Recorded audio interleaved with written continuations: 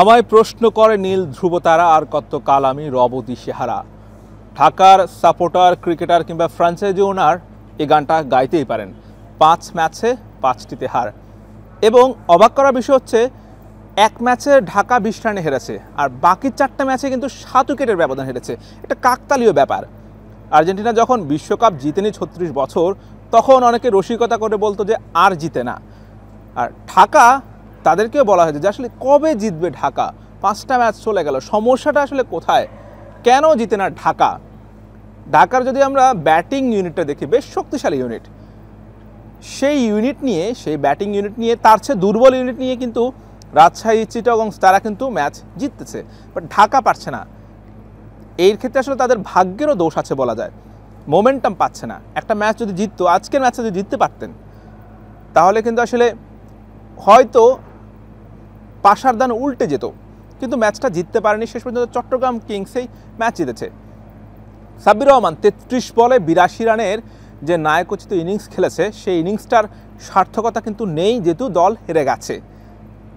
আজকের ম্যাচটা হারার পেছনে আমাকে যদি কারণ বলা হয়, আমি বলবো যে তানজিদ তামিমের যে ধীর গতির ইনিংসটা, সেটা দায়ী। তিনি 54 রান করেছেন, বাট বল খেলেছেন কয়টা? 47 বলে 54 রান।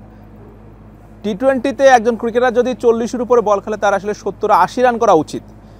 ওই যে সেখানে 20টা রান 25টা রান কম হয়েছে, সেই রানের কারণে কিন্তু ঢাকা হেরেছে। আবার প্রেক্ষাপটটা অন্যরকম হতে পারতো, যেহেতু আমরা বিগত ম্যাচগুলোতে দেখেছি যে তাদের টপ অর্ডার ব্যাটাররা কখনোই রান করতে পারতো না। তো তানজিদ তামিম হয়তো সেভাবে খেলেছেন, বাট তিনি ধরে রেখেছেন। সেট হওয়ার পর আউট হওয়াটা দৃষ্টি করেছিল, এবং যেই বলে আউট হয়েছেন, যে শট খেলে আউট হয়েছেন, সেটা আসলে মানা যায় না। সাব্বির রহমান যদি এই ইনিংসটা না খেলতেন, তাহলে কিন্তু টার্গেটটা 177 না হয়ে 120 কিংবা 150 হতে পারত। তো সেই জায়গা থেকে আসলে সাব্বিরের ইনিংসটা বৃথা। তবে সুখের বিষয় বা ভালো লাগার বিষয় যে সাব্বির রানে ফিরেছেন। আজকে দর্শক যারা ঢাকার ছিলেন, তারা আসলে খুবই খুশি। ঢাকা হেরেছে, তারপরে খুশি, কারণ তারা সাব্বির রহমানের ইনিংস দেখেছেন। সাব্বিরের যে ক্লাসি ব্যাটিং, সাব্বির যে আসলেই যে হার্ড হিটার, তার শটগুলো নিশ্চয়ই দেখেছেন আপনারা, আসলে কীভাবে শট খেলেছেন। একদম চোখের, মানে আগে বলা হতো যে লিটনের ব্যাটিং দেখলে আসলে শান্তি, চোখের শান্তি, ঠিক সাব্বিরের ব্যাটিং তার চেয়ে বেশি শান্তি। দর্শকরা যেমন উপভোগ করেছেন, যে ক্রাউড ছিল, সাব্বিরের ব্যাটিং যখন শেষ, তখন কিন্তু আস্তে আস্তে পুরো গ্যালারিতে প্রচুর দর্শক ছিল। কিন্তু সাব্বির রহমান যখন আউট হয়ে গেছেন, দর্শকরা কিন্তু আস্তে আস্তে ধীরে ধীরে বেড়ে গেছেন। তো সাব্বিরের যদি এরকম নিয়মিত ভালো খেলতে পারেন, আমার মনে হয় বিপিএল জমানোর জন্য এক সাব্বির রহমানের যথেষ্ট।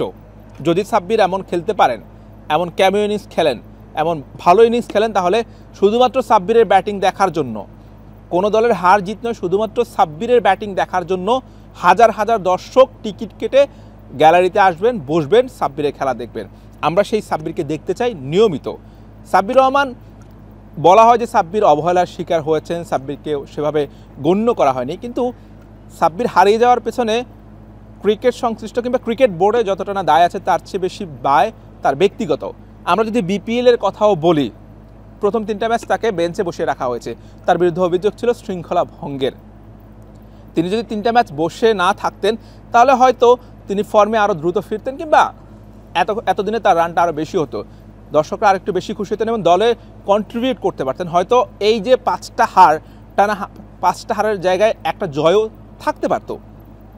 তো সেই জায়গা থেকে আসলে সাব্বির কিন্তু কেবল নিজের ক্ষতি করেননি, তার দলেরও ক্ষতি হয়েছে। তানজিদ তামিমের কথা বলছিলাম যে তার ধীর গতির ইনিংস, 47 বলে 54 রান, এটা এখনকার টি-20 রীতিমতো এটা একটা ক্রাইম। এমন ইনিংস খেলাচ্ছে, আউট হয়ে যাওয়াও ভালো কারো মতে। তো সেই জায়গা থেকে তো তানজিদ তামিমও গত কয়েকটা ম্যাচে রান পাচ্ছিলেন, এই ম্যাচে আসলে তিনি রান পেয়েছেন, এটা আশার খবর। নিশ্চয়ই সামনের ম্যাচগুলোতে তিনি আরও দ্রুত স্ট্রাইক রোটেট করে ব্যাট করবেন। ঢাকা আজকে একটা সাহসী সিদ্ধান্ত নিয়েছেন। লিটন কুমার দাসের মতো ব্যাটার, যিনি কিনা বাংলাদেশ দলের টি-20 ক্যাপ্টেন ছিলেন ওয়েস্ট ইন্ডিজ সিরিজে, এবং ভবিষ্যতে যতটুকু শুনছি যে তিনিই ক্যাপ্টেন হবেন, তার মতো একজন অভিজ্ঞ ব্যাটারকে, এত বড় একজন স্টারকে বসিয়ে রেখেছেন, এটা বড় সিদ্ধান্ত।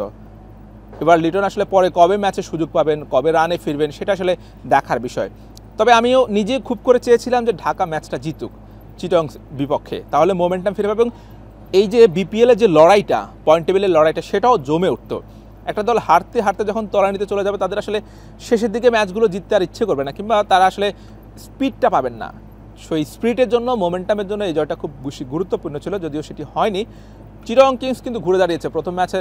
তাদের টুর্নামেন্টের শুরুতে তাদের নিয়ে অনেক আলোচনা হয়েছে, সমালোচনা হয়েছে, হেলমেট নিয়ে, কিটব্যাক নিয়ে, আরও অনেক কিছু নিয়ে, কিন্তু মাঠের ক্রিকেটে কিন্তু তারা পারফর্ম করছে।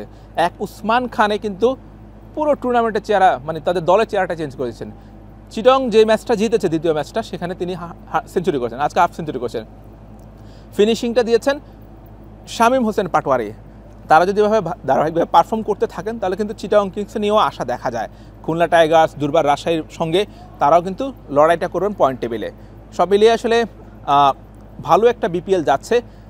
বাংলাদেশের ক্রিকেটার যারা আছেন তারা ফর্মে ফিরুক, রানে ফিরুক, বোলাররাও ভালো পারফর্ম করুক, এমনটা প্রত্যাশা করছি।